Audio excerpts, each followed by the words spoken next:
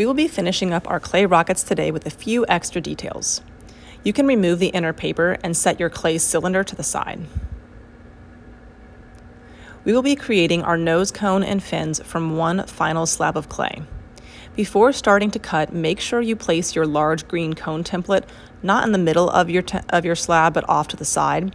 That way you have enough slab left for their two fin pieces. Use your popsicle stick to trace along the outer edges of your template pieces until all three pieces are cut. At your table, you can make one large pile of scrap clay pieces, and I or someone else will pick those up as you are working.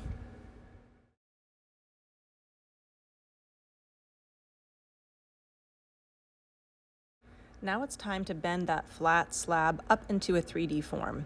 Grab the cone slab, have your small corner pointing up and the rounded edge at the bottom, and start to bend your sides together. Your edges should overlap just a little bit, and then you're going to use your fingers to smudge the seams together. Notice I have a thumb on the inside supporting my cone so that when I smudge, I'm not just squishing it shut. So you can have one or two fingers on the inside and then use a finger or a thumb to kind of drag clay from one edge onto the other side.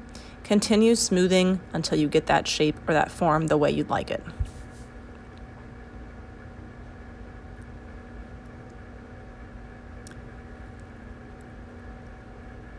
Now we will fit it on top of your cylinder. It's best for the cone to be about the same size or slightly bigger than your cylinder.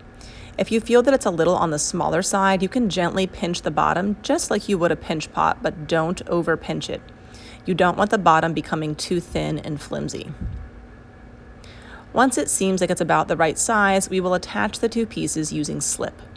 Scratch the top edge of your cylinder with your slip toothbrush, and you will also score and slip the bottom edge of your cone.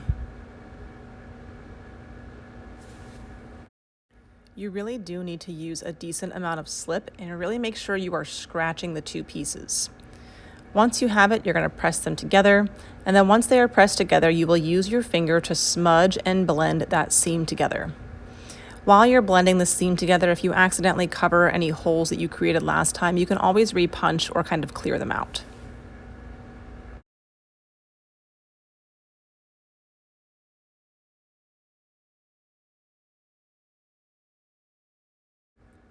We will now attach your fins.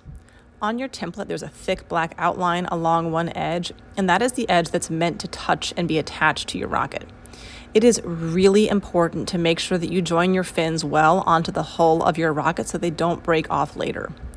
Score and slip the edge of your fin that will touch your rocket and gently press it to where it's going to be attached. Take the fin back off, and that little bit of slip shows you where you need to score and slip on the rocket itself. Once you've scored and slipped both where your fin will be going and the fin itself, then you press your fin back into place securely and use your fingers to gently smooth out the seams. Attach the other side in the same way. Score and slip your edges, press it on gently, remove it so you can see where you also need to score and slip the rocket, and then press it back into place and smooth. Once everything is attached, you can go back with your tools and create even more negative space in the nose cone and possibly even in the fins. Remember, the more clay you subtract or take away, the more areas there will be for light to shine through.